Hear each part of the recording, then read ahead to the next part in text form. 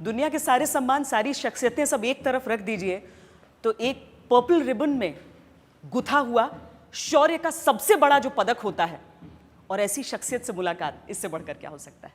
योगेंद्र यादव, आप ऐसी दीवानगी लोगों में महसूस करते होंगे, जो आपसे मिलते होंगे, जो आपसे प्रेरणा लेते होंगे, जो आपको देखकर भारतीय सेना में आए। जी बिल्कुल बिल्कुल है, और मैं खुद एक गौरवान्वित हूँ क्योंकि मैंने ऐसे रेजिमेंट के अंदर मेरा जन्म हुआ। ये मेरी जन्मभूमि है। एक सिविलियन से एक जो ग्रेनेडियर्स इन्होंने बनाया, और इसका इतिहास में किताबों के अंदर पढ़ता हुआ आया था। SQMH Abdul Hamid, major Hoshiyar Singh 7th-8th class के अंदर पढ़ते थे।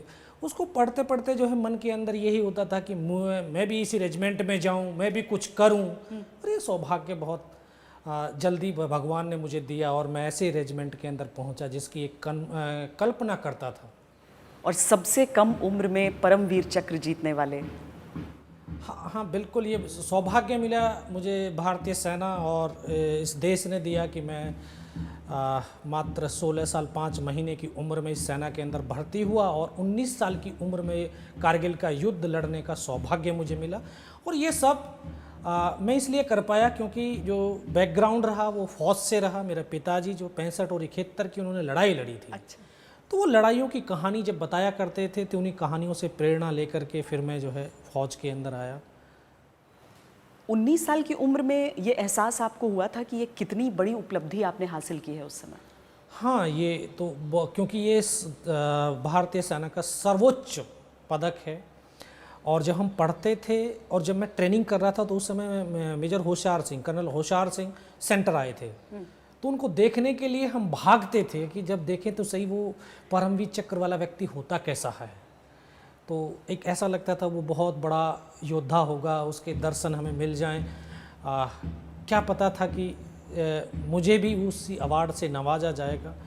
और मैं समझता हूं कि ये मेडल जो है, जो ये उपलब्धि होती है, एक व्यक्ति की इंडिविजुअल नहीं होती है, बल्कि मैं समझता हूं कि उस देश और उस टीम, जिस टीम के साथ हम काम कर रहे हैं, उस टीम के जवान अगर उस टीम के लिए अपने आप को कुर्बान कर देते हैं तो उनके रक्त से जो एक लो जलती है, शायद वो लो इस मेडल के रूप में होगी।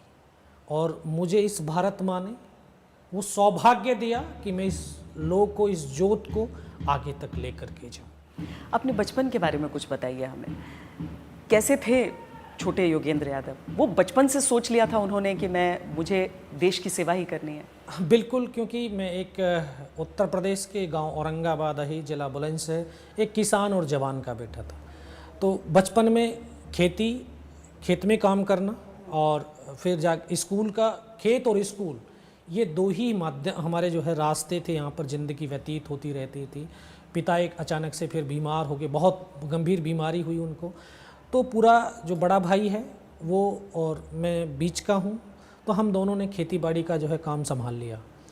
तो खेत में काम करना, खेत से जो भी जो है पैदावार होती उसको फादर की बीमारी में लगाते थे। इस तरह से हमारी ज़िंदगी बस उसी में व्यतीत होती लगी। जब पिता कभी घर पे आते, अपने दोस्तों के साथ बातचीत करते कि हमने 65 में, 71 में हम लाहौर तक पहुँचे थे, हमने ये किया था, हमने वो किया था, और वहाँ गए थे, हम लाहौर के पास पहुँचे थे तो वहाँ पर नलकूप के अंदर भी जहर डाल दिया था पाकिस्तानियों ने। बोला इस तरह की क्रूरताएँ वो करते हैं। तो बोले बहुत विषमताएँ होती हैं, बहुत परिस्थितियाँ होती हैं, इतनी कठिन हालातों में जीना पड़ता है एक फ़ौजी को। तभी एक मन के अंदर ये लालसा हुई कि यार मुझे भी जो है ना उन परिस्थितियों में जीना है। और ये आज मैं महसूस करता हूँ कि अगर व्यक्ति किसी चीज़ को मन से ठान ले, उसके अंदर एक कुछ इच्छा जागृत हो जाए और वो उस रास्ते पर अपनी पूरी शक्ति को लगाए, तो परमात्मा भी साथ देता है और उसकी शक्ति जरूर पूरी होती है, वो इच्छा जरूर पूरी होती है। 16 साल से ऊपर कुछ, और आज भी हम जो रिक्रूट्स को देख रहे हैं वो बहुत छोटी छोटी उम्र में आते हैं सब। उस समय में ये फैसला, जो अधिकतर जो युवा है हमारे देश के, वो 25 साल तक फैसला नहीं कर पाते हैं कि आगे क्या करना है। आप लोग उस समय तक निर्धारित करने लगते हैं कि किस दिशा में जाना है, युद्ध की भूमि में कौन से फैसले लेने हैं।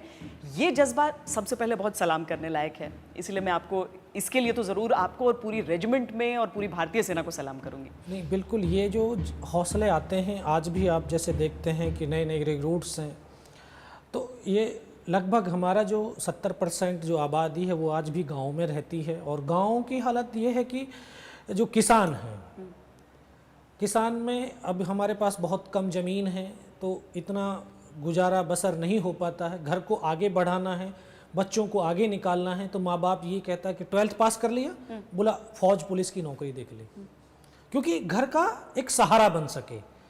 तो 12th के बाद ही सब जो है अपनी भर्ती देखना शुरू कर देते हैं। मैं भी 11th में पास किया था, 12th में आया था, तो मेरा भाई फौज में लग चुका था। बड़ा वाला भाई जो ईएमई में है, वो ये 96 जुलाई अगस्त में वो छुट्टी आया था 28 दिन की। अच्छा। तो उसने आकर के मुझे मोटिवेट किया, यार फौज में चला जा, भर्ती निकल रही है, मेरठ में भी भर्ती है। मैं बोला मगर थोड़ा सा मैं अभी इंटर कर लेता हूँ, उसके बाद देखूंगा। बोला नहीं नहीं नहीं, तो एक बार देख तो ले, कम से कम भर्ती जा कर के। मैं गया और जा कर के मेरठ अभियारों से भर्ती हो गया। हाँ। तो वो एक गांव के अंदर एक है प्रचलन है, हाँ, कि वो जल्दी ही से जल्दी वो चाहता है माँ बाप कि ये अपने पैरों पे खड़ा हो जाए, तो वो जल्दी नौकरी करने की उनकी लालसा होती है। इसी वजह से मैं भी जो है जल्दी से जो है फौज में भर्ती हो गया। और शादी भी जल्दी, शादी भी जल्दी होगी। शादी हुई थी, उसके बाद आप वापस ड्यूटी ज्वाइन कर रहे थे 99 हाँ बिल्कुल बिल्कुल। मेरा मैं 1 मई को छुट्टी आया था, 5 मई की शादी थी और 20 मई को मैं वापस लौट गया था। हाँ। हाँ, तो जब लौटा तो जब क्योंकि कश्मीर वैली के अंदर थी, मैं वहाँ से ही आया था 20 दिन की छुट्टी, तो मानस बल सेक्टर के अंदर 18 ग्रेनेड वहाँ पे तैनात थी। तो बहुत सारे वहाँ पे काउंटर हमने ऑपरेशंस किए टेररिस्टों के बरखिलाफ, तो बहुत सफलताएं हमारी बटालियन वहाँ पे प्राप्त कर रही थी। बहुत एरिया कमांडर्स, कई एरिया कमांडर्स को मारा था। तो उस पॉपुलरिटी की वजह से, काम की वजह से बटालियंस को वहाँ से उठा करके सीधा द्रास भेज दिया। तो battalion commander colonel Kushal Chand Thakur, उनको भी 1 साल के आसपास हुआ था कमांड लिए हुए। तभी मुझे वहाँ पे जम्मू में जाकर पता चला कि यार आपकी तो बटालियन वहाँ चली गई है। तो एक सैनिक होने के नाते, क्योंकि एक सपना देखता था मैं बचपन से कि मुझे लड़ाई लड़नी है, और वो सपना इतना आज साकार होने जा रहा है। जम्मू में पता चला कि बटालियन वहाँ द्रास में चली गई। किस लिए गई? वो बोला वहाँ पे लड़ाई शुरू हो गई है। बस फिर क्या था, फिर तो ऐसा था कि यार पंख लग जाएं, मैं आज रात को ही पलटन में पहुँच जाऊँ। लेकिन ऐसा नहीं था। फिर अगले दिन जो है मैं मतलब एक पल को भी दिमाग में ये नहीं आया कि मेरी नई नई शादी हुई है, मेरे ऊपर इतनी जिम्मेदारियां हैं, युद्ध की भूमि में जाना है। आप उल्टा, आपको उस बात को लेकर एक्साइटमेंट थी? हाँ, क्योंकि शादी की चलो ठीक है, वो एक नया जीवन शुरू किया था, वो घर तक ही था सीमित। वहाँ से आगे तो जो है, क्योंकि वहाँ घर से छोड़ करके मैं चले आए, तो वहाँ से ध्यान सिर्फ जो है यूनिट का था, अपने साथियों का था, वहाँ पे परिवार का नहीं था। यही था कि जल्दी से जल्दी मैं अपने साथियों के साथ पहुँचूँ, उनके साथ युद्ध का हिस्सा बनूँ। बस यही एक जो है तमन्ना थी। और ऐसा लग रहा था कि यार एक पल भी मुझे यहाँ रोके नहीं, जल्दी से जल्दी वहाँ पलटन में पहुँचा। 2 दिन के बाद मैं पलटन में पहुँचा। तो उस समय हमारा बटालियन तोलोलिंग पहाड़ी के ऊपर लड़ाई लड़ रही थी। तो जिस दिन मैं गया था उस दिन फर्स्ट कैजुअलिटी हुई थी हमारी, जो उसको हेड शूट हुआ था बंदे को। उसकी डेड बॉडी को जब देखा तो एकदम से दुख भी हुआ, लेकिन एकदम से खून में उबाल आया कि यार इन्होंने हमारे बंदे को मार दिया, मेरे साथी को मार दिया, इसका बदला लेना है।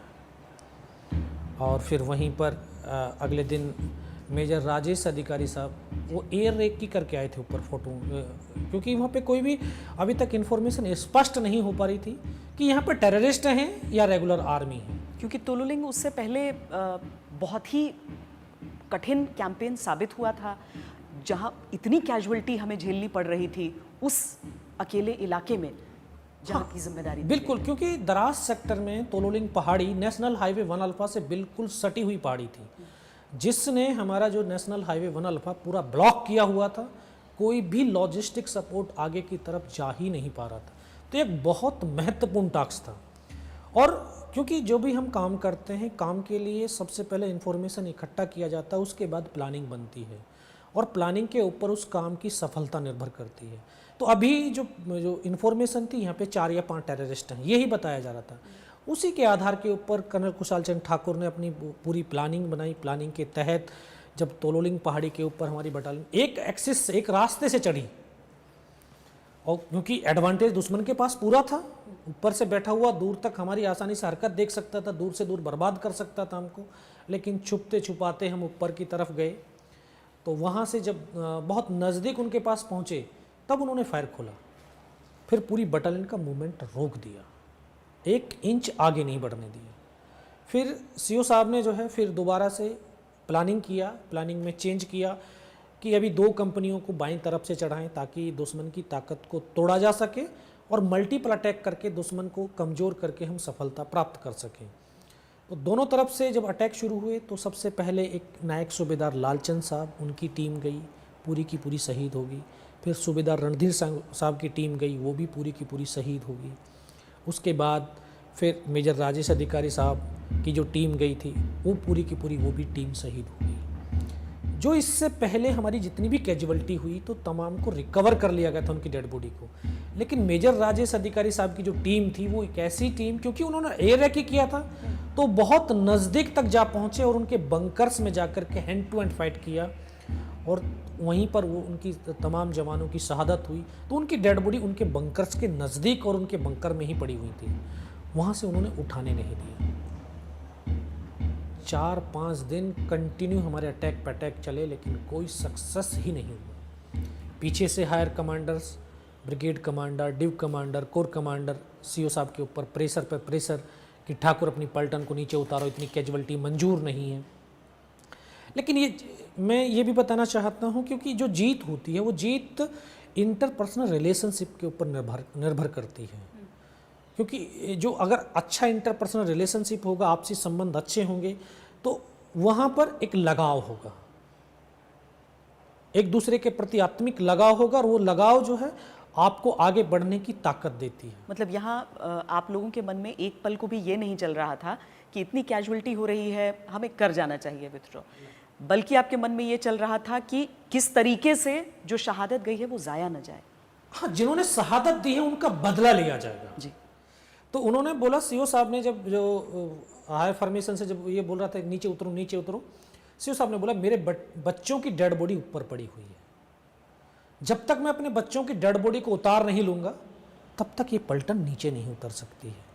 तब उन्होंने एक नारा दिया था, विजय या वीरगति, या तो हम वीरगति को प्राप्त होकर के नीचे आएंगे या फतेह हासिल करके नीचे आ सकते हैं, बाकी हम नीचे नहीं आएंगे। अगर हमें आपको रीइंफोर्समेंट देनी है तो दे दीजिए, नहीं तो हम पूरी पलटन अपना जो है अपने हिसाब से काम करते रहेंगे। तब फिर लास्ट हमारा अटैक हुआ था 2 जून को, लेफ्टिनेंट कर्नल आर विश्वनाथन की लीडरशिप में। उनकी अटैक, उसमें सीओ साहब खुद अटैक में थे। ये पहली बार ऐसा था कि इंडियन आर्मी का एक बटालियन कमांडर वो खुद अटैक में जा रहा हो। तो जब सीओ साहब अटैक में जा रहे हैं तो ट्वाइसी साहब जो सेकंड इन कमांड थे वो अटैक में गए। नज़दीक जब उनके पहुँचे, दुश्मन इतना चौकन्ना था, इतना सरप्राइज मेंटेन करके बैठा था, जब तक हम उनके नज़दीक नहीं जाते थे या उनके रेंज में नहीं आते तब तक वो फायर नहीं खोलते थे। तो ट्वाइसी साहब जब से उनके नज़दीक पहुँचे उनको यहाँ पर ब्रस्ट लगा, वो आगे की तरफ जा गिरे। तो जो उनका ऑपरेटर था उन्होंने सीओ साहब को बोला कि सर ट्वाइसी साहब को तो गोली लगी है। बोला कैसे हैं? बोला साहब पैर दिखाई दे रहे हैं। बोला पैर पकड़ के नीचे की तरफ खींचो। उनके पैर पकड़ के नीचे की तरफ खींचे तो जब तक जो सीओ साहब बात कर रहे थे, जो उनका एक ऑपरेटर था, रेडियो सेट ऑपरेटर, उसको हेडशूट हो गया। सीओ खुद अपने उस बंदे को छोड़ करके सेट लेकर के ट्वाइसी साहब के पास दौड़े और जब उनके नज़दीक पहुँचे तो तब तक उनकी सांसें चल रही थी। उन्होंने बोला विशु घबराना नहीं। बोला सर आप बोलते हो 4 या 5 टेररिस्ट हैं वहाँ पर तो उनकी कंपनी का डिप्लॉयमेंट है और जब तक हमें आर्टिलरी सपोर्ट या रीइंफोर्समेंट नहीं मिलेगा तब तक हम कोई सफलता प्राप्त नहीं कर सकते। तो पहले ये है मोबाइल कम्युनिकेशन था नहीं, सैटेलाइट वाले फ़ोन हुआ करते थे। उनके घर में टेलीफोन मिलाया, मैडम ने सिर्फ हेलो करी थी और इधर से ट्वाइसी साहब के प्राण पखेरु हो गए। तो वो दर्दनाक जो सीन है वो आज भी बटालियंस के तमाम उन जवानों के जहन में आज भी दरसता है। आज भी उनकी वो पीड़ा और वो दर्द आज भी महसूस करते हैं। बटालियन के लिए बहुत बड़ी क्षति थी क्योंकि ट्वाइसी साहब एक ऐसे योद्धा थे, एक ऐसे ऑफिसर थे जो बहुत इंटेलिजेंस, बहुत बहादुर। तो आज हमने उनको खो दिया था। उसके बाद फिर दोबारा से फिर प्रेशर बढ़ा, तब सेकंड राजरीफ को एज ए रीइंफोर्समेंट भेजा गया। तो सेकंड राजरीफ के जो सीईओ थे कर्नल रविंद्रन, उन्होंने जब पूरा हाई लेवल मीटिंग हुई तो हाई लेवल मीटिंग में बोला कि सर 18 कैनेडियंस ने इतना वहाँ पर अटैक किया लेकिन कोई सफलता नहीं मिली, तो इसलिए वहाँ पर आर्टिलरी डिप्लॉयड होनी ही चाहिए। तो पूरा विचार विमर्श करने के बाद फिर वहाँ पर आर्टिलरी डिप्लॉयड हुई और 12 जून 1999 को जब आर्टिलरी ने वहाँ पर फायर दिया और 13 जून 1999 को सुबह लगभग 8 बजे तक तोलोलिंग पहाड़ी के ऊपर हिंदुस्तान की फ़ौज ने तिरंगा फहरा दिया था। सेकंड राजरीफ की बहुत कैजुअल्टी हुई, जिसमें 4 ऑफिसर, उनके बहुत सारे जवान शहीद हुए। सेकंड राजरीफ को वापस विड्रॉल कर दिया गया क्योंकि हमारी इंडिविजुअली बटालियन की कोई सफलता नहीं मिली थी, क्योंकि जब तक सक्सेस नहीं मिलेगी तो जवानों के मोराल मोटिवेशन पर फ़र्क पड़ रहा था। तो उनको बढ़ाने के लिए ज़रूरी था कि एक और टास्क हमें दिया जाए। तो तोलोलिंग के आगे की जो चोटियाँ थी, हम्प 1 से लेकर के हम्प 7 तक, उसको कब्जा करने का हमें टास्क मिला ताकि हमारी सफलता मिले और हमारा मोमेंटम और मोटिवेशन बढ़ सके। तो अभी फौज का एक मोमेंटम बन गया था जीत का। उस जीत के मोमेंटम को बरकरार रखने के लिए अगली रात को फिर दोबारा से हमने अटैक किया और बहुत कम कैजुअल्टी के साथ हमने हम्प 1 से लेकर के हम्प 7 तक कब्जा कर लिया। और वहाँ तक कब्जा हो जाने के बाद फिर 13 जैकरिफ को वहाँ से आगे की लड़ाई लड़ने के लिए हैंड ओवर करके हम उस इलाके को हम भी वापस विड्रॉल हो गए। विड्रॉल हुए तो अपने नीचे आकर के बेस कैंप में अपने वेपन, इक्विपमेंट, इनको मेंटेनेंस करने में लग ही रहे थे। तभी हमें टाइगर हिल टॉप का जो है टास्क मिला, जबकि टाइगर हिल दूसरे ब्रिगेड के अंडर था वो क्षेत्र। लेकिन बटालियंस की इतनी भारी कैजुअल्टी हो जाने के बावजूद भी ना तो लीडरशिप में और ना ही जवानों के मोराल और मोटिवेशन में कोई फ़र्क नहीं पड़ा। इनको एक जीत चाहिए, इनके अंदर जो दृढ़ विश्वास है, दृढ़ इच्छा शक्ति है, उसको देखते हुए दूसरे ब्रिगेड में हमारी बटालियंस को भेजा गया और वहाँ से फिर टाइगर हिल टॉप का फतेह करने का हमें वो टास्क मिला। तो बटालियन कमांडर जो कुशाल चंद ठाकुर, उन्होंने पूरी बटालियन को ऐसे दरबार लिया और सबको बताया कि हिंदुस्तान की फ़ौज ने और भारतीय सेना ने हमें अपने शहीदों का बदला लेने का एक और मौका दिया है और ये मौका मैंने स्वीकार किया है और हम इस मौके को गंवा नहीं सकते। तो पूरी बटालियन के जवानों के अंदर बड़ा मोटिवेशन हुआ और सबकी इच्छा थी कि उन जवानों की शहादत का हमें बदला लेना है। फिर पूरा डिटेल में प्लानिंग किया कि किस तरह से हम इस टास्क को पूरा कर सकते हैं। पहले से 8 सिख वहाँ पर मौजूद थी।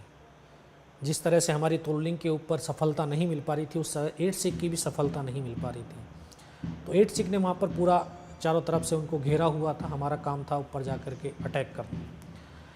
तो पूरी प्लानिंग बनी और हर जवान को उसके काम के बारे में जानकारी दी कि किस प्रकार से हमने ये काम करना है। तो उसमें घातक प्लेटून को बोला कि आप लोग जो है सबसे पहले टाइगर हिल के दाहिनी तरफ से बिल्कुल खड़ी चट्टान 90 डिग्री की चट्टान थी। टाइगर हिल पर सबसे पहले घातक प्लेटून अटैक करेगी। घातक प्लेटून की सपोर्ट के लिए डेल्टा कंपनी की सपोर्ट के लिए चार्ली कंपनी और अल्फा कंपनी को फ्रंट से भेजा कि आप लोग फ्रंट से अटैक करो, ताकि दुश्मन को लगे कि अटैक सामने से आएगा और ये पीछे से ऊपर से चढ़ जाएंगे। तो इस तरह की पूरी प्लानिंग बनने के बाद फिर, क्योंकि अभी तोलोलिंग पहाड़ी के ऊपर हमारी घातक प्लेटून की बहुत कैजुअल्टी हो चुकी थी, अब उसमें नए जवानों को भर्ती करना था, नए जवानों को लेना था। तो दूसरी कंपनियों से जवानों के चुनाव शुरू हुए कि घातक प्लेटून के अंदर ऐसे जवानों को लिया जाए जो फिजिकली मेंटली बहुत ही स्ट्रांग हैं। और मैं ये भी बताना चाहता हूँ कि व्यक्ति की पहचान किसी ओहदे या रैंक से नहीं बल्कि उसके कर्म से होती है, उसके कार्य से होती है। मैं भी आप लोगों की तरह ही एक आम इंसान हूँ, कोई धरती पर विशेष शक्ति लेकर के पैदा नहीं हुआ, एक आम सैनिक प्रोसेस के द्वारा भर्ती हुआ आम सैनिक था। मेरी कोई पहचान नहीं थी, एक आम सैनिक की तरह ही। लेकिन 22 दिन जो तोलोलिंग पहाड़ी के ऊपर हमारी बटालियन लड़ाई लड़ी, उसमें हम 15 जवानों की एक टीम थी। 15 जवानों की टीम का एक काम था कि जो फ्रंट में आप जवान लड़ रहे हैं उनको अमनेशन और राशन पानी पहुंचाने का। मेरी इच्छा थी कि मैं फ्रंट में जाकर फायर करूं, लेकिन काम ये मिला। मुझे लगा कि यार ये काम तो मेरे लिए नहीं है, मुझे तो वहाँ जा कर के लड़ना था। लेकिन बाद में एहसास हुआ कि जो ये काम मिला है ये उससे भी ज़्यादा बेहतर, ज़्यादा इम्पोर्टेंस, क्योंकि फ्रंट पे जो जवान खड़ा है उसकी पीठ को सेफ रखना हमारा दायित्व है, और वो फायर तब कर सकता है जब उसके पास अम्युनिशन और राशन पानी पहुंचेगा। तो इसी का उसको समझ करके जब 15 जवानों में से हम 3 जवान ऐसे थे जो कंटिन्यू 22 दिन चले, सुबह 5:30 बजे चलते थे, रात को 2:30 बजे पहुंचते थे, फिर 2 घंटे में नीचे आते थे, जिसमें दुश्मन की आर्टिलरी का फायर, उनकी मशीनों का फायर, जब उनका फायर आता तो पत्थरों में चुपचाप पड़ जाते, फिर जैसे फायर बंद होता फिर चलते। तो इस तरह से वहाँ ये पता नहीं था कि एक कदम चलने के बाद मैं वापस जिंदा भी रहूँगा कि नहीं रहूँगा, आगे पहुँच पाऊँगा कि नहीं पहुँच पाऊँगा। लेकिन साथियों के साथ बस कंधे से कंधा मिला करके हम चलते रहे। और ये भी एक सत्य है कि अगर किसी काम को आप इंजॉय करेंगे तो आप उस काम के अंदर अपना 100% दे सकते हैं। अगर काम को काम की तरह लिया तो उसमें एक नकारात्मक थॉट आ जाते हैं, शारीरिक शक्ति, मानसिक शक्ति में एक थकावट पैदा हो जाती है। लेकिन एंजॉय करेंगे तो शारीरिक और मानसिक शक्ति जो है ना साथ देती हैं और हम काम को 100% पूरा कर देते हैं। हमने बड़ा एंजॉय किया उस लड़ाई के अंदर भी। देखते थे ऊपर से जब आरटी का बम दुश्मन के आ रहा है, उसकी आवाज़ सुनते थे, पत्थरों में चुपचाप पड़ जाते, फिर गिनती करते 1 2 3 4 5, वो 5 कंटिन्यू डालते थे। 5 बम उन्होंने डाले, 5 होने के बाद बोला भाई चलो, फिर उठ करके चल देते थे। फिर वहाँ से जो है टर देख फायर हुआ, फायर की आवाज़ सुनी, फिर पत्थरों में चुपचाप पड़ गए, फिर फायर बंद हुआ, फिर चलना। तो इस तरह से हमने 22 दिनों में उस काम का एंजॉय किया और अपने साथियों को एक ये एहसास नहीं होने दिया कि हमारे पास ये चीज़ नहीं है। उनको हर 100% हर चीज़ का जो है प्रोवाइड किया, और इस काम से ही हमारी पहचान बनी कि हम 3 जवान जो कंटिन्यू चले 22 दिन तक, तो हम तीनों जवानों की पहचान बनी कि तीनों जवान फिजिकली और मेंटली बहुत स्ट्रॉन्ग हैं, इनको घातक प्लेटून में शामिल कर दिया जाए। तो इस काम की बदौलत मुझे जो है ना सौभाग्य मिला कि मैं घातक प्लेटून का सदस्य हुआ। तो तभी हमारे एक कमीशन होकर के आए थे लेफ्टिनेंट बलवान सिंह, तो उनको उस टीम की कमान दी गई। तो उस टीम के अंदर कुछ पुराने जवान थे, कुछ नए जवान, क्योंकि जो टाइगर हिल की हाइट थी लगभग 17,000 फीट, जो वर्ष भर बर्फ़ से ढकी रहती थी, ऑक्सीजन की मात्रा बहुत कम थी, तो हम 100 मीटर चलना भी बहुत मुश्किल होता था, सांस फूल जाता था ऑक्सीजन की वजह से। तो उसमें इसलिए नए और पुराने जवानों का मिश्रण करके वो टीम बनाई, ताकि जोश और जुनून भी रहे, साथ ही साथ एक्सपीरियंस होल्डर भी होने चाहिए।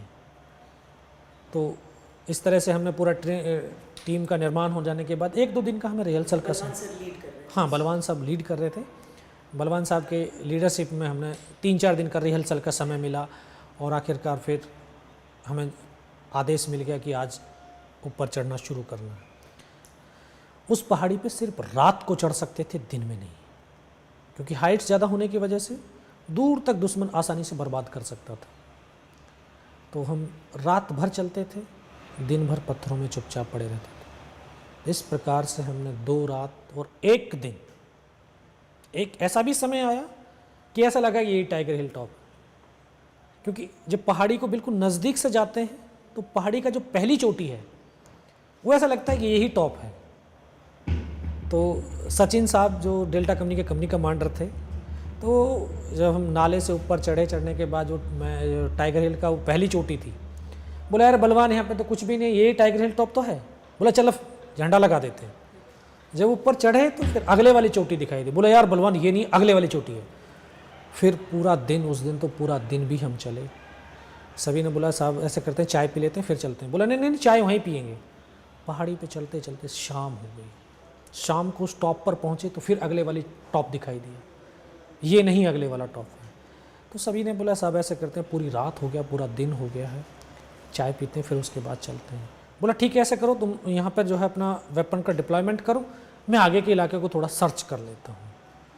तो जहाँ पर हम पहुँचे थे वहाँ से कुछ दूरी के बाद में उनके फॉरवर्ड बंकर शुरू हो रखे थे। तो सचिन साहब अपनी टीम को लेकर के आगे के इलाके को जब सर्च करने के लिए गए, तो जब उनके नज़दीक पहुँचे उन्होंने उनके ऊपर फायर खोल दिया। वो बिल्कुल ठीक सामने थे हमारे। डायरेक्ट फायर सपोर्ट करते हैं तो हमारे बंदों को गोली लगती है, आरटी का सपोर्ट लेते हैं तो सेफ्टी डिस्टेंस बिल्कुल जीरो होता है, तो आरटी से अपनी आरटी से मारे जाएंगे। फिर सीओ को इन्फॉर्म किया, सीओ साहब ने बोला कि सचिन जहाँ पर हो पत्थरों की आड़ लेकर के चुपचाप वहीं पर पड़े रहो या बैठे रहो, जब अंधेरा होगा मैं आपको निकलवाऊंगा। मुझे याद है कि लगभग हम 11 साढ़े 11 बजे के आसपास रात को अंधेरा होने के बाद उस टीम को निकाल करके लेके आए, तो उसमें एक जवान था जिसको इस हाथ में यहाँ पे गोली लगी थी, ऐसे निकली थी उसको। वो बड़ा चिल्ला रहा था, क्योंकि मैं अभी तक 2 बंदों को ही देखा था जिनको गोली लगी थी। बहुत चिल्ला रहे थे। मैं सोचा कि गोली लगने के बाद शायद जो है इतनी जलन होती होगी, इतनी पीड़ा होती होगी कि वो सहन शक्ति से बाहर होगा। बाकी हमारे जवान सब सेफ थे। तो जैसे वो वापस आए, वापस आते ही तुरंत जो है सीओ साहब ने बोला अभी अटैक होगा टाइगर हिल टॉप के ऊपर। तो बोला घातक प्लेटून प्लस डेल्टा कंपनी के बंदे साथ इकट्ठे होकर के अभी अटैक करेंगे। वहाँ से परमात्मा ने एक और सौभाग्य मुझे दिया कि एक मेरा नाम राशि था योगेंद्र सिंह यादव, जो मेरे से सर्विस में 10 साल सीनियर था। हम दोनों को आगे गाइड चलने का जो है चुनाव किया। तो ये एक बड़ी प्रबल इच्छा थी कि मैं लीड करूं। हम चल दिए वहाँ से। तो जब चले हम रात को लगभग 12:30 बजे के आसपास, बिल्कुल खड़ी चट्टान, पूरी रात चलने के बाद रस्सियों के सहारे एक दूसरे का हाथ पकड़ पकड़ के चल रहे थे। तभी क्योंकि अंधेरे में नहीं दिखाई दिया कि यहाँ पर भी दुश्मन इधर उधर बैठे होंगे, दोनों तरफ बंकर थे उनके। अब चलेंगे तो आवाज़ तो होगी, पत्थर भी फिसलेंगे उनकी भी आवाज़ होगी, पत्थरों की आहट, हमारे आपस की आवाज़। सुबह का वक्त था तो शायद वो भी सो गए होंगे, तो उनकी एकदम से आंखें खुली पाकिस्तानियों की। उन्होंने देखा कि फौज यहाँ तक पहुँच गई है, इंडियन आर्मी यहाँ तक आ गई। उन्होंने दोनों तरफ से इस प्रकार से फायरिंग खोल दी, और जब तक फायर हुआ तब तक हम 7 बंदे ऊपर चढ़ चुके थे, बाकी को फिर चढ़ने ही नहीं दिए। इतना ज़बरदस्त बम्बारमेंट, गोलाबारी हमारे ऊपर हुआ। हम जो ऊपर थे ऊपर रह गए, जो नीचे थे नीचे रह गए। ऊपर पहुँचे तो इस 8-7 मीटर का बिल्कुल प्लेन स्पेस, सामने दुश्मन के 2 बंकर्स थे। 7 जवानों ने जाकर के हमने आधा धुंध एक साथ फायर खोला, तो उसमें 4 पाकिस्तान के जवान थे, चारों के चारों को मार दिया। जब हमारा ऊपर जाके फायर खुला तो वहाँ से जो टाइगर हिल टॉप था मात्र 50-60 मीटर रहा होगा। तो टॉप पर बैठे हुए दुश्मन ने देखा कि यहाँ तक हिंदुस्तान की फौज पहुँच गई है। इतना ज़बरदस्त हमारे ऊपर गोलाबारी किया कि हम ऐसी परिस्थिति में आ गए थे कि एक कदम आगे रखते हैं तब भी हमारी मौत है, और एक कदम पीछे रखते हैं तब भी हमारी मौत है। मरना निश्चित था। लेकिन मैं तो इस ऐसे रेजिमेंट से था कि इस रेजिमेंट की शौर्य, वीरता और पराक्रम को भी किताबों में पढ़ा था, फिर यहाँ का आकर के ट्रेनिंग के दौरान महसूस किया। तो उसके अंश तो कुछ न कुछ तो हमारे शरीर के अंदर थे। और इस रेजिमेंट में तो ऐसे ऐसे योद्धा रहे जिनके ऊपर हिंदुस्तान ही नहीं बल्कि विश्व भी जो गर्व करता है। पाकिस्तान 1965 में पैटर्न टैंकों के ऊपर बड़ा नाज करता था कि हमें कोई हरा नहीं सकता है। लेकिन इसी रेजिमेंट का CQM अब्दुल हमीद, जिसने अपनी RCL गन से 8 पैटर्न टैंकों को तहस नहस कर दिया। तो जब वो पैटर्न टैंक के साथ लड़ सकते हैं तो हम गोलियों के साथ क्यों नहीं लड़ सकते? और फिर इंडियन आर्मी की जो ताकत है और इस मातृभूमि की जो एक जो संस्कार है, इसको माँ बोलते हैं, भारत माँ। ये ऐसे माँ ऐसे नहीं कहते, क्योंकि माँ जैसे कर्तव्य और दायित्व का निर्वाह भी करती है। तो भारत माँ के आज तक किसी भी लाल ने पीठ पर गोली नहीं खाई है, सीने पर गोली खाई है।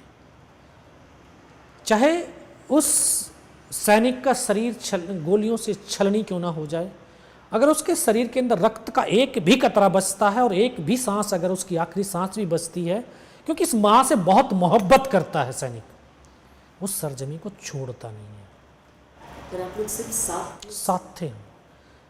मरना ही तो है, यही तो था, हमें मरना ही तो है। मरने से पहले जितने ज़्यादा से ज़्यादा पाकिस्तानियों को मारेंगे, हम मार सकते हैं, हम मारेंगे, सोच के साथ बिना कुछ पल गवाए हम भागे उनके बंकर्स के अंदर। हमारा जो कमांडर था उस समय हवलदार मदन, तो मदन ने बोला कि दौड़ करके इनके मोर्चों के अंदर घुस जाओ। एकदम से सारे बोले बस सर माइन लगा रखी होगी उन्होंने। बोला पहले माइन से मर जाओ जाकर के। तो फौज के अंदर जो एक डिसिप्लिन, ये डिसिप्लिन आज्ञाकारी बनाता। आग है, सीनियर ने बोला आग है, तो बोला इसमें कूदना है। कभी ये नहीं देखते कि आग में कूद करके हम जल जाएंगे, नहीं, बताया ना कूदने के लिए, कूद जाएगा। उसने बोला कि जाओ उससे मर जाओ। हम बिना कुछ एकदम से रेंगते हुए मोर्चों के अंदर पहुंचे। माइन लगाने के पास उनके पास समय ही नहीं था। उनकी डेड बॉडी को निकाल करके बाहर फेंका और फिर हमने वहाँ से 5 घंटे लड़ाई लड़ी। 5 घंटे लड़ते लड़ते जब हमारा धीरे धीरे अम्निशन भी ख़त्म होने लगा, तो लगभग 25-30 मीटर नीचे थे हमारे बंदे। उनको आवाज़ दिया कम से कम अम्निशन तो फेंको, चढ़ नहीं पा रहे थे। हम इतने मजबूर थे कि नीचे वाले जवानों ने अम्निशन रुमाल में बांध करके फेंका है, 2 कदम दूर पड़ा हुआ, उसको उठा नहीं सकते कि ऊपर से वो देख रहे कि नीचे से अम्निशन आया, उसी के ऊपर फिर उन्होंने फायरिंग शुरू कर दिया। जब बहुत कम मात्रा में हमारे पास अम्निशन बचा, तो तभी जो हमारा जो टीम लीडर था, हमने आपस में कोऑर्डिनेट किया, प्लानिंग किया कि यार हमें मरना है, लेकिन मरने से पहले हमें ज़्यादा मारना है। तो कैसे मार सकते हैं? बोला उनको चकमा देना है। कैसे दे सकते हैं? अभी उनका जो फायर आएगा, उनकी आर्टरी फायर कर रही थी, उनकी मोटर फायर कर रही थी, उनकी हैवी HMG MMG तमाम वेपन फायर कर रहे थे। बोला अभी जब इनका आर्टी का मोटर का फायर आता है, उसी फायर के दौरान अपना फायर बंद कर दो। वो देख तो रहे हैं कि अम्निशन फेंका, इनका अम्निशन खत्म होने वाला है, वो इंतजार कर रहे हैं। और तो फिर वो सोचेंगे कि शायद जब हमारा फायर नहीं होगा तो उनका अम्निशन खत्म हो गया, फिर वो निकल करके पत्थरों से बाहर आएंगे। तो इस तरह के हमने जो है ना सोच करके हम 3 अलग अलग पत्थरों में ऐसे बैठ गए। जैसे उनकी आर्टी, उनके मोटर ने फायर किया, उसी फायर के दौरान हमने फायर बंद कर दिया। और 20-25 मिनट तक जब हमने फायर नहीं खोला, तो उनको भी लगा कि शायद इनका मिशन ख़त्म हो गया या ये मारे जा चुके हैं। तो 20-25 मिनट के बाद पाकिस्तान के 10-12 जवान सामने से पत्थरों से निकल कर कैसे सामने आए। वो ये देखना चाह रहे थे कि हिंदुस्तान के जवानों की संख्या कितनी है, ये जिंदे हैं या मर गए हैं। तो ऐसे जब निकल करके सामने आपस में कोऑर्डिनेशन तो किया था, एक साथ हमने फायर खोला उनका 1-2 बंदा बचा, बाकी सबको मौत के घाट उतार दिया। अब हमारे पास अम्निशन भी हो गया, वेपन भी हो गया, उन्हीं का अम्निशन उन्हीं का वेपन लेकर के फिर हम फायर करने लगे। लेकिन 1-2 जो बचा था, उसने जो जाकर के अपने कमांडर्स को ऊपर बता दिया कि वहाँ पर हिंदुस्तान के 8 या 10 ही जवान हैं। विदिन 30 मिनट हमें संभलने का मौका ही नहीं मिला। 35 से 40 पाकिस्तान के जवानों ने दोबारा से हमला कर दिया, और हमला इतना ज़बरदस्त कि जितने भी उनके पास हैवी वेपन थे, 20 मिनट तक आधा धुंध फायरिंग की। जिन पत्थरों के पास हम बैठे थे उनसे सर नहीं उठा सकते थे, जिसने भी सर उठाया सीधा हेडशॉट हुआ। अभी फायर बंद करते ही उन्होंने ऊपर से पत्थर फेंकने शुरू कर दिए, फिर ग्रेनेड फेंकने शुरू करे, अल्लाह अकबर के नारे लगाते धीरे धीरे नज़दीक आने लगे। फिर हमने फायर बंद कर रखा था। हमें मालूम था कि अगर फायर खोलते हैं लोकेशन जाहिर होगी। उनको लोकेशन पता चला तो दूर से दूर वो उसी लोकेशन के ऊपर गोला दाग देंगे और आसानी से ख़त्म कर सकते हैं। हम इंतज़ार करने लगे, नज़दीक आए कैसी है। तो जब काफ़ी नज़दीक आए तो उनको हमारी एक LMG थी, लाइट मशीन गन, वो उनको नज़र आ गई। जैसे वो वेपन नज़र आया, सीधा उसी के ऊपर RPG का राउंड दाग दिया। वेपन हमारा वो डैमेज हो गया। उसको चलाने वाले भी नए जवान थे। उनको आकर के जब ऐसे पत्थर लगे तो ऐसे प्लेटून हवलदार था हमारे साइड में, उसकी तरफ वो दौड़े, और वो प्लेटून हवलदार के वो आखिरी शब्द आज ही मेरे कानों में गूंजते हैं। उस LMG के जस्ट बाईं तरफ मैं बैठा हुआ था, मुझे आवाज़ दी, योगेंद्र इस LMG को उठा करके फेंक, दुनिया में इस वेपन के सिवा आज कोई बचाने वाला नहीं है। ये शायद उनके आखिरी शब्द थे। मैं उस वेपन को उठा करके उनकी तरफ फेंक तो दिया, ऐसे मेरी नज़र ऊपर की तरफ गई। जिन पत्थरों से हम फायर कर रहे उसी के ऊपर 7 पाकिस्तान के जवान खड़े थे। मैं कहा सर ये तो नज़दीक आ गए, कहाँ पर है? ये खड़े हुए। मेरी आवाज़ शायद वहाँ तक पहुँची, सीधा ऊपर से ग्रेनेड फेंका उन्होंने। तो ग्रेनेड फेंका तो जो मेरे एक नाम राशि था वो पीछे की तरफ लेट करके फायर कर रहा था, दोनों के बीच में ग्रेनेड फटा। उसकी यहाँ से ये उंगली कटी और दूर जा कर के पड़ी। एकदम से उसको आभास हुआ कि शायद उसका हाथ कट गया। उसने एकदम से बोला, यार योगिंदर मेरा हाथ कट गया। मैं पीछे की तरफ देखा, मगर नहीं सर आपका हाथ नहीं कटा, उंगली कटी है। मैं उसको फर्स्ट एड दिया। तभी एक और जवान था, उसको आकर के ग्रेनेड का एक और स्प्लेंडर उसको लगा, वो भी जख्मी हो गया, उसको भी फर्स्ट एड दिया। फर्स्ट एड देने के बाद सभी ने बोला कि ऐसे करो, आप फायर तो कर नहीं सकते हो, ऐसे करो तुम नीचे कूद जाओ, और हो सकता है कि अपनी टीम कहीं से चढ़ सकते, चढ़ाने की कोशिश करना। लेकिन उन्होंने मना कर दिया, बोला हम नीचे नहीं जाएंगे। तो अभी तक तो मैं किताबों में, कि स्कूल के अंदर किताबों में पढ़ करके आया था कि एक सैनिक दूसरे सैनिक के लिए अपने आप को कुर्बान कर देता है, तो प्रत्यक्ष रूप से देखने को मिला था। जो हमारे सीनियर जवान जो अपने आप को बचा सकते थे, लेकिन हम जैसे नए जवानों के लिए मर मिटने को तत्पर थे। तो हम तो नए जवान थे, हमारे लिए तो बहुत बड़ी प्रेरणा थी, बहुत बड़ी ताकत थी। तभी एक और जवान था जिसके पास स्नाइपर राइफल थी, उसके ऊपर 3 तरफ से फायर आने लगा। ठीक, मेरा ट्रेनिंग का साथी था ग्रेनेडियर अनंत राव, हम दोनों रूममेट भी थे ट्रेनिंग में। हम दोनों को एकदम से बोला कि आप लोग दौड़ करके उसकी हेल्प के लिए जाओ। हम उसकी हेल्प के लिए चल दिए। जैसे ही वहाँ से मैंने मूवमेंट किया, उसी मूवमेंट को शायद उनको दिखाई दिया होगा, फिर ऊपर से ग्रेनेड फेंका। तो ग्रेनेड का एक स्प्लेंडर आकर के मेरे यहाँ पे घुटने के नीचे लगा। तो जैसे मैं खड़ा था एकदम से नीचे गिरा, मुझे भी आभास हुआ कि शायद घुटने से पैर कट गया। तो नीचे गिरते ही एकदम से लगा, देखता हूँ पैर है कि नहीं है। वैसे हाथ मारा तो पैर तो था, लेकिन बहुत गहरा जख्म था। तो मैं खुद बैठ करके फर्स्ट एड कर रहा था। अभी फर्स्ट एड कर ही रहा था, तभी एक और ग्रेनेड आगे गिरा, उसका स्प्लेंडर आया, यहाँ से ये पूरा काट दिया। इसको कटने के बाद पूरा चेहरा सुन्न हो गया। मुझे लगा कि शायद मेरी आंखें चली गई, कुछ भी दिखाई नहीं दिया। बहुत देर के बाद जब आंखें खुली, देखा ऊपर से नीचे तक लहूलुहान और नाक से खून की धार बह रही थी। तो वहाँ पर उनका एक स्लीपिंग बैग पड़ा था पाकिस्तान का, उससे बहुत देर तक ब्लड साफ करता रहा, लेकिन खून बहना बंद नहीं हुआ। फिर मैं रेंगता हुआ धीरे धीरे अपने उस साथी के पास पहुँचा। तो पहाड़ी से मैं ऐसे ठीक पीठ लगा करके, ठीक हम आमने सामने बैठे हुए थे। मैं उनको बोला, सर आप मेरे फर्स्ट एड कर दीजिए।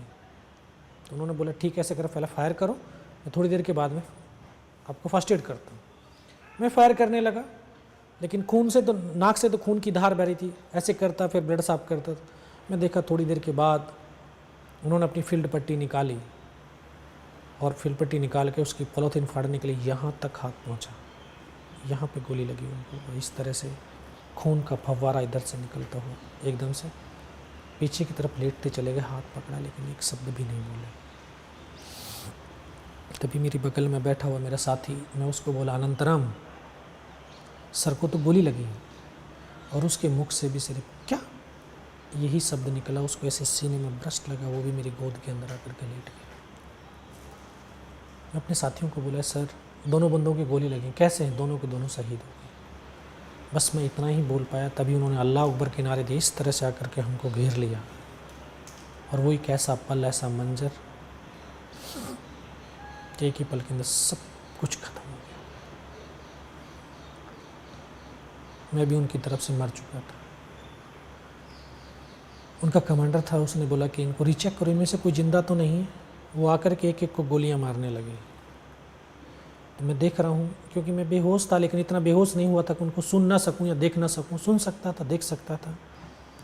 तो जब सामने वाले को, जो साथी की जिसको यहाँ पर सिर में गोली लगी थी, तो उसके आकर के सीने में जब ब्रस्ट मारा तो डेड बॉडी ऐसे उछलती थी ऊपर की तरफ। बगल वाले को मारा, मैं भी इस तरह से पड़ा हुआ था। उसने आकर के फर्स्ट में यहाँ पर गोली मारी, फिर पैर में, यहाँ पर, नीचे 3 जगह पर गोलियाँ मारी। मैं देख रहा हूँ कि धुआं निकल रहा है यहाँ से, लेकिन उस गोली की पीड़ा को चुपचाप पड़ा सहता रहा। उनको यकीन हो गया कि इनमें से कोई जिंदा नहीं है। उसके बाद बहुत गालियाँ दी उन्होंने, बूट की ठोकरें मारी हमारे। फिर हमारा जो, जहाँ से हम रात को चले थे, लगभग 500 मीटर नीचे होगा, वहाँ पर एक MMG पोस्ट था हमारा, डेल्टा कंपनी का। तो टाइगर हिल की बगल में मस्को वैली, जहाँ पर उनका बेस कैंप था। तो उनका एक कैप्टन था वहाँ पर, उसने एकदम से मैसेज पास किया कि नीचे जो हिंदुस्तान का पोस्ट है उसके ऊपर हमला कर दो। ये आवाज़ जैसी कानों तक पड़ी तो मुझे लगा यार आज तो पूरी टीम ख़त्म हो जाएगी। तब ऊपर वाले से एक ही प्रार्थना करी कि मुझे इतने जिंदा रख दे, मैं अपने साथियों तक सूचना पहुंचा सकूं। और ये बिल्कुल सत्य, अगर निस्वार्थ भाव और सच्ची श्रद्धा के साथ अगर हम कोई प्रार्थना कोई काम करते हैं तो परमात्मा जरूर साथ देता है। चुपचाप पड़ा रहा, एक मौके की तलाश में था कि मैं यहाँ से कैसे जाऊँ, चारों तरफ तो मौत ही मौत खड़ी है। उसके बाद काफ़ी देर के बाद उनका जो कैप्टन था, उस कमांडर था, उसने बोला कि इनके वेपन उठा लो। उनका एक जवान आकर के गोलियां मारने लगा, फिर एक वेपन उठा रहा था। तब तक एक विश्वास पैदा किया अपने अंदर कि अगर इसने सर और सीने में गोली नहीं मारी, चाहे मेरा हाथ या पैर दोनों ही काट करके क्यों ना ले जाए, मैं उफ तक भी नहीं करूँगा और मैं जिंदा भी रहूँगा। तो वो विश्वास ही था कि आज मैं आपके सम्मुख भी हूँ। उसने आकर के जो उसी रोटेशन से गोली मारी, फिर भी मेरी बाजू में पैर में गोली मारी, और जब एक कदम आगे जाने के बाद उसने राइफल सीने की तरफ करी, तब लगा यार अब नहीं बचूंगा। लेकिन कहते हैं कि जाको राखे साइयाँ और मार सके ना कोई, और इस भारत माँ को माँ इसलिए कहते हैं क्योंकि ये अपने बेटों की वीरता, शौर्य और पराक्रम को कभी दफन नहीं होने देती है, बल्कि किसी न किसी एक को माध्यम जरूर चुनती है जो उन बेटों की वीरता, शौर्य और पराक्रम को दुनिया तक पहुंचा सके। शायद इस भारत माँ को मुझे चुनना था। तभी उसने जब गोली चलाई तो यहाँ पर पर्स रखा था, पर्स में कुछ 5-5 रुपए के सिक्के भी थे। गोली जाकर के सिक्कों पर ही लगी। गोली के धक्के से मुझे खुद आभास हुआ कि यार मैं तो मर गया। दूसरा बंदा आया, उसका पाकिस्तान का दूसरा सैनिक आया, उसने आकर के मेरी AK-47 ऐसे पड़ी हुई थी, उसने उठाई, वापस मुड़ा, 2 कदम जब आगे चला, शायद उसका पैर मेरे पैर से टकराया हो, मुझे एकदम से चेतना आई। ऐसा आभास हुआ कि शायद मैं जिंदा हूँ। और फिर एक अंतरात्मा से आवाज़ आई, योगेंद्र अभी तक नहीं मरा तो मरेगा भी नहीं। मेरे पास एक हैंड ग्रेनेड था, मैंने अपने ग्रेनेड निकाला, उसकी पिन निकाल करके जो वेपन उठा करके पाकिस्तान का जवान जा रहा था उसके ऊपर ऐसे फेंक दिया। तो कोट के अंदर हुड लगे हुए थे, हुड के अंदर वो ग्रेनेड जा गिरा और मैं जैसे था फिर वैसे ही लेट गया। तो एकदम से उसको लगा कि पीछे कुछ हरकत है। उसने पीछे की तरफ देखा, पीछे तो कोई मूवमेंट था नहीं, दोनों तरफ राइफल टकी हुई है उसके, और जब तक वो निकाल पाता ग्रेनेड को, ग्रेनेड फट गया। यहाँ से उसका पूरा सर उड़ा और हमारे ऊपर आकर के गिर गया। उस धमाके से जो पाकिस्तान के सैनिक थे उनमें एकदम से खलबली मची कि इनमें से कोई जिंदा है। कुछ बोले जिंदा नहीं, नीचे से रीइंफोर्समेंट आ गई। बस वही एक मौका था मेरे पास कि मैं अपनी मातृभूमि के लिए कुछ विशेष कर सकता हूँ। तभी मैं उसकी राइफल को ऐसे उठाने की कोशिश किया, ये हाथ तो हिला ही नहीं, इस हाथ की पूरी हड्डी निकल के बाहर थी। इस हाथ से राइफल को उठाया, वहाँ से एकदम से ब्रस्ट फायरिंग किया, इसी हाथ से पलटा खाया, दूसरे पत्थर से, तीसरे पत्थर से। जब 3-4 जगह से फायरिंग किया तो उनको लगा कि हाँ नीचे से रीइंफोर्समेंट आ गई है। उनका एक मोमेंटम टूट गया और वहाँ से वो भाग खड़े हुए। मैं 3-4 मीटर रेंगता हुआ आगे की तरफ फायर करता हुआ आगे गया। तो 3-4 मीटर आगे जाने के बाद देखता हूँ सामने उनका लंगर चल रहा है, उनके लिविंग टेंट लगे हुए हैं, उनका जो मोटर पोजीशन है, वो वेपन का डिप्लॉयमेंट, वहाँ से सब कुछ दिख रहा है। वो सब कुछ देखा मैंने। देखने के बाद, क्योंकि उस समय जहन के अंदर एक ही चीज़ थी, साथियों को बचाना, पोस्ट को बचाना कैसे भी करके। फिर मैं वो सब कुछ देखने के बाद धीरे धीरे रेंगता हुआ अपने साथियों तक आया। जब साथियों तक आया तो मुझे लगा कि शायद हो सकता मेरी तरह कोई जिंदा हो। आकर के एक एक को देखने लगा, किसी का पूरा सर फटा हुआ बाहर था, किसी के पूरे फेफड़े निकले हुए बाहर। बहुत देर बैठ करके रोता रहा, बहुत देर हुआ। इस हाथ की हड्डी जो यह कंधे वाली हड्डी आपस में जब टकराने लगी तो असहनीय पीड़ा होने लगी। इस हाथ को ऐसे बांधने की कोशिश करने लगा लेकिन हाथ नहीं बंध पा रहा था। फिर लगा कि शायद ये कट गया, इसको तोड़ करके फेंक देता हूँ इससे अच्छा। तो इस हाथ को ऐसे पकड़ करके तोड़ने की कोशिश करी लेकिन टूटा ही नहीं। इसको उठाया, पीछे कमर पे फेंका, बेल्ट में फंसाया, सूझता रहा। 2.5 साल की सर्विस, 19 साल की उम्र, न तो उम्र का तजुर्बा था न सर्विस का कोई अनुभव था। चारों तरफ बर्फ़ ही बर्फ़, पहाड़ी पहाड़, ये भी पता नहीं कि हिंदुस्तान कहाँ है, पाकिस्तान कहाँ है, किन रास्तों से हम रात को चले। पड़ा रहा चुपचाप। बहुत देर के बाद एक ऐसी आवाज़ सुनाई दी जिसने बोला, बेटा इस नाले से नीचे की तरफ चला जा। आज महसूस कर पाता हूँ कि शायद वो भारत माँ ही होगी जिसने शायद वो बोला होगा कि बेटा इस तरफ से चला जाए। मैं बिना कुछ सोचे समझे उस नाले में लुढ़क गया। लुढ़कते लुढ़कते जब बहुत नीचे पहुंचा तो एकदम से ऐसे गड्ढा आ गया, तो एक हाथ से पत्थर पकड़ कर लटका हुआ था। तब मुझे आभास हुआ कि मैं पाकिस्तान की तरफ तो नहीं आ गया हूँ। तो फिर नीचे देखा तो मुझे अपने साथी नज़र आए, उनको आवाज़ दिया तो वहाँ से दौड़ करके बंदे आए, उन्होंने मुझे हाथ पकड़ करके ऊपर की तरफ खींचा। जैसा हम अभी टीवी में देखते हैं, फिल्मों में देखते हैं, कोई ग्रेनेड फटता है उसका पूरा ड्रेस फट जाता है, सेम कंडीशन थी मेरी। कोई ये नहीं कह रहा था कि ज़िंदा रहेगा, सबको लगा था थोड़ी बहुत देर के मर जाएगा। सब हौसला देने लगे मुझे। मैं उनको सबको ये बोला, मैं कहा सर मुझे कुछ नहीं होगा, सिर्फ पोस्ट को बचा लो कैसे भी करके। तो सीओ को इन्फॉर्म किया कि इस तरह से एक जवान बच करके आया है। दिन के 1:30-2 बज रहा था उस टाइम। सीओ साहब ने बोला इस लड़के को जल्दी से मेरे पास पहुंचाओ। पहाड़ियों पे चढ़ना बहुत आसान है कैजुअलिटी को, और वैसे उतरना बहुत मुश्किल होता है पहाड़ियों। तो जवान मुझे कंधे पे डाल करके वहाँ से फर्स्ट एड करने के बाद ले जाने लगे। सीओ साहब के पास पहुँचते पहुँचते शाम हो गई थी और दिखाई देना बिल्कुल बंद हो गया था मुझे, क्योंकि ब्लड इतना निकल गया था। तो सीओ साहब ने बोला बेटा मेरे को पहचानता है? मैं कहा सब आवाज़ सुनाई दे रही लेकिन दिखाई कुछ नहीं दे रहा। बोला मैं तेरा कमांडिंग ऑफिसर कर्नल खुशहाल चंद ठाकुर। जय हिंद साहब, बहुत तेज़ सर्दी लग रही है। तो उन्होंने अपनी टेंट के अंदर लिटाया, 3-4 स्टॉप जलवाए, थोड़ी सी गर्मी महसूस हुई। अभी जबान ऐंठने लगी थी बारूद की वजह से। मैं बोला साहब पानी पिला दो। बड़े सख्त थे, बोला नहीं पानी नहीं मिलेगा। तो तभी डॉक्टर ने शायद सुन लिया, डॉक्टर दौड़ करके आया, उसने बोला बेटा मैं पानी पिलाता हूँ। उन्होंने आकर के एक ग्लूकोज की बोतल पिलाई, थोड़ी शरीर के अंदर एनर्जी सी महसूस हुई। तब उन्होंने बोला बेटा कुछ बता सकता है? मैं कहाँ सब बता सकता हूँ। तब उनको बताया, मैं कहा सर ये ऊपर की घटनाक्रम हुआ है और ये वहाँ की डिप्लॉयमेंट है, इस तरह का सब कुछ उनको बताया। बोला कहाँ पर है? जहाँ पर सीओ साहब बैठे थे वहाँ से अगर टाइगर हिल को देखते तो ऐसे हेलमेट नुमा ऊपर से पत्थर चमकता है, मगर जस्ट इसके पीछे उनके लिविंग टेंट लगे हुए हैं। फिर लास्ट में उन्होंने बस यही पूछा कि बेटा जवान की रिक्वायरमेंट क्या है? मगर साहब जवान की रिक्वायरमेंट अम्नीसन और फील्ड पट्टी की है, खाने के लिए नहीं चाहिए। 72 घंटे से भी ज़्यादा का समय हो गया था। एक बड्डी पेयर में हमने पहले पार्ले जी वाले बिस्कुट पैकेट थे, आधा बिस्कुट का पैकेट खाया था 2 बंदों ने, आधा तो बैलेंस था। मगर सब भूख नहीं लगती है। बस इतना कहते कहते तभी डॉक्टर ने कौन सा इंजेक्शन लगाया, फिर मुझे पता नहीं कहाँ पर हूँ। थोड़ा सा होश आया जब नीचे पहाड़ी से डाउन कर दिया था, बूट अभी भी पहने हुए थे। तो उसने जो नर्सिंग असिस्टेंट था उसने बूट निकालने की कोशिश करी, लेकिन बूट नहीं निकल पा रहा था, क्योंकि ग्रेनेड का एक स्पेंडर जो है ना बूट के अंदर से पार होकर के उंगली में घुसा हुआ था। फिर उसको थोड़ा सा मैं बोला यार ऊपर से कुछ देख इसमें। तो उसने वहाँ से वो जब स्पेंडर निकाला, फिर बूट निकल करके जो है खून से भरा हुआ था, वहाँ थोड़ा सा होश आया। फिर पता नहीं मैं कहाँ पर हूँ। फिर तो 3 दिन के बाद होश आया, देखा ऊपर पंखा चल रहा है। पता चला कि 92 बेस हॉस्पिटल श्रीनगर। और वहीं पर मुझे पता चला कि उसी रात को हमारी बटन दोबारा से अटैक किया और बिना कुछ कैजुअलिटी के टाइगर हिल टॉप के ऊपर विजय पताका फहरा दिया। मुझे भी वहाँ से रेफ़र कर दिया गया बेस हॉस्पिटल दिल्ली कैंट। और 16 महीने के ट्रीटमेंट के बाद मैं वापस आज भारतीय सेना में सेवारत हूँ। ये मेरे लिए बड़े सौभाग्य और गर्व की बात, आप लोगों के बीच हूँ।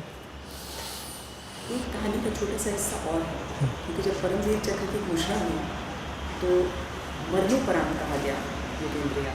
जी हाँ, क्योंकि अभी 31 जुलाई के आसपास मेरे पास एक बंदा आया यूनिट से। सीओ साहब ने उसको 10-15 पेज का एक लेटर दिया और उसने आकर के मेरे से बोला कि सीओ साहब ने बताया है कि इस लेटर को पढ़ लेगा, रट लेगा, इसके पास तेरे पास बोला बहुत मीडिया वाले आएंगे और इसी लेटर में जो चीज़ लिखी हुई है वही उनको बताना है। ठीक है, मैंने 1-2 बार देखा उसको पढ़ करके, तो सीओ साहब ने काफ़ी कुछ लिखा हुआ था। अभी 2 दिन हो गए, 4 दिन हो गए, 5 दिन हो गए, कोई आ ही नहीं गया। मैं कहा कोई नहीं आ रहा, अभी कुछ नहीं है, ऐसे ही है। मैं उसको रख दिया, उसको कुछ भी जो है फिर याद ही नहीं रखा। मीडिया वाले आते थे हॉस्पिटल में, तो हमारी यूनिट का ही एक बंदा था, वो ज़्यादा क्योंकि मैंने कोई ऐसा सोशल प्रोग्रामों में उससे पहले मौका नहीं मिला बातचीत करने का, तो छोटी उम्र थी, तो एक था बोलने वाला, उसी के पास भेजते थे, वो है विष्णु पहलवान, उसके पास जाओ वही बताएगा आपको। तो वो बड़े अच्छे से और बड़े जोश के साथ में बताते थे।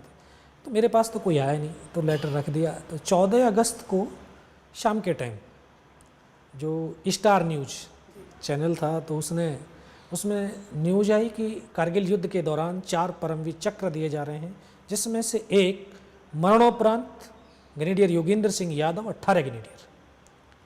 तो मेरी बटालियन के दूसरे जवान थे, वो आकर के बोले यार बधाई हो तेरी कंपनी को जो है परमवीर चक्र मिला। मैं कहा हाँ यार बधाई का पात्र तो हूँ, और मुझे मैं पर्सनली बहुत एक गर्व हो रहा है, क्योंकि जीवन भर जब तक भी जीऊँगा तब तक ये तो रहेगा कि यार मेरे साथ वो लड़ाई लड़ी थी, उसको जो परमवीर चक्र मिला है। तो इस तरह से बधाई हम आपस में दे करके हम सो गए। रात को लगभग 1:30-2 बजे के आसपास जो वहाँ पे MNS थी वो आई दौड़ करके, उन्होंने बोला आपका पूरा नाम क्या है? कि मैडम मेरा नाम तो बेड कार्ड पे लगा हुआ है। बोला नहीं आप अपना बताइए। मैं बेड कार्ड पे अपना नाम बताया, आर्मी नंबर, रैंक नेम बताया, बताने के बाद सो गए। 1 घंटे बाद फिर आई वो, बोला अपने घर वालों की डिटेल बताइए। अब मुझे लगा कि कुछ शायद हो सकता है घर में कुछ हो गया, क्योंकि बार बार पूछा जा रहा है, उससे पहले तो किसी ने नहीं पूछा। तो मैं घर वालों की डिटेल दिया। मैं बोला मैडम ये तो बता दो हुआ क्या है? बोला हमें नहीं पता है। फिर वो चली गई। फिर 4:30 बजे के आसपास उन्होंने बताया कि बोला चीफ ऑफ आर्मी स्टाफ आपसे मिलने के लिए आ रहे हैं। क्यों? बोला हमें नहीं पता, और सुबह जो है अपना अच्छे कपड़े वपड़े पहन करके और बैठ जाना बेड पर। ठीक है, तो इंतज़ार करने लगे। अभी चीफ ऑफ आर्मी स्टाफ लगभग 8:30-9 बजे के आसपास आए। आकर के जैसे ही ऐसे बेड पे हम बैठे हुए थे, तो ऐसे बीच से आए, तो वहाँ पे था अपना जो डॉक्टर थे वहाँ के बेस हॉस्पिटल के कमांडेंट। उन्होंने बोला this boy is Yogendra Yadav. तो उन्होंने आते ही एकदम से बोला बेटा बधाई हो। मैं कहा साहब किस बात की? फिर ऐसे देख करके बोला ये टीवी फिल्म देखने के लिए लगा हुआ है। मगर नहीं सर, समाचार भी देखते हैं। देखते हो समाचार? में कहाँ से? अच्छा चल कल के समाचार बता क्या थे? मैं कहा साहब कल के मुख्य समाचार ये थे कि कारगिल युद्ध के दौरान 4 परमवीर चक्र दिए जा रहे हैं, जिसमें से एक मेरी यूनिट का भी है, मेरे साथ शहीद होने वाला है। बोला आप ही हैं? मैं तो जिंदा हूँ। फिर उन्होंने बताया कि इस तरह से कुछ वहाँ पे जो है मिस्टेक हुआ, क्योंकि आर्मी नंबर का तो एक ही बंदा होता है। बोला जब हमने ढूंढा रात को हमें 2:30 बजे पता चला कि वो तो बंदा जो ना हॉस्पिटल में एडमिट है, इसलिए मैं आपसे मिलने के लिए आया हूँ। ये कहानी है। बहुत बहुत धन्यवाद। इंटरव्यू के लिए नहीं कह रहे हैं, बल्कि जो आपने और जैसा आपने कहा कि परमवीर चक्र एक व्यक्ति को नहीं बल्कि उस पूरी टीम को, उस पूरे देश का है, लेकिन फिर भी जो आपका योगदान है, जो आपकी बातें हैं और आपकी बातें सुनकर जो पीढ़ियाँ तैयार होती हैं, उसके लिए बहुत बहुत नहीं बिल्कुल जो है इसमें धन्यवाद के पात्र नहीं, क्योंकि ये एक वर्दी पहनी है तो एक दायित्व तो हमारा बनता है, और इस दायित्व में ये हमारी जो ड्यूटी है, ड्यूटी को हम कर पाए, ये मेरे लिए एक सौभाग्य की बात है। और ये ड्यूटी हम तब कर पाए जब 130 करोड़ हिंदुस्तानी सैनिकों के साथ, क्योंकि वहाँ जो फ्रंट में जो लड़ाई लड़ रहा है ना जवान, वो अकेला नहीं लड़ता। उसको हौसला, उसको विश्वास, ये पीछे जो हिंदुस्तान के लोग हैं ये दिलाते हैं, तभी वो निडर हो करके और बिना कुछ एक पल गंवाए भी अपने आप को, अपने देश, अपने देशवासियों के ऊपर कुर्बान कर देता, क्योंकि उसको विश्वास है कि उसके जो देशवासी हैं उसके और उसके परिवार का ध्यान रखेंगे। तो ये लड़ाई जो होती है पूरे देश की होती है, और पूरा देश का हर गली मोहल्ले, चाहे बच्चा है, बूढ़ा है, जवान है, सब लोग उस सैनिक के साथ खड़े होते हैं। उस सैनिक की ताकत वो देशवासी हैं, और इसीलिए हमारी सेना आज तक हर युद्ध के अंदर एक नया इतिहास उसने रचा है। ये कहा जाता था कि ये कारगिल का युद्ध बहुत कठिन युद्ध था, वास्तव में बहुत कठिन था। -20 डिग्री टेम्परेचर, -30 डिग्री टेम्परेचर, जहाँ पर जीवन यापन करना बहुत मुश्किल था। दुश्मन इतनी हाइट्स पर था, उसने कभी सपने में भी नहीं सोचा था कि हम यहाँ से वापस जाएंगे, लेकिन वो भूल गया कि हिंदुस्तान के सैनिक हैं और इस मिट्टी के अंदर सिंघनियाँ और शेर पैदा होते हैं। इन शेरों के और सिंघनियों के मुकाबला वो नहीं कर पाए। तो यही है वो, यही जज्बा है। आपके उसी जज्बे को थैंक यू।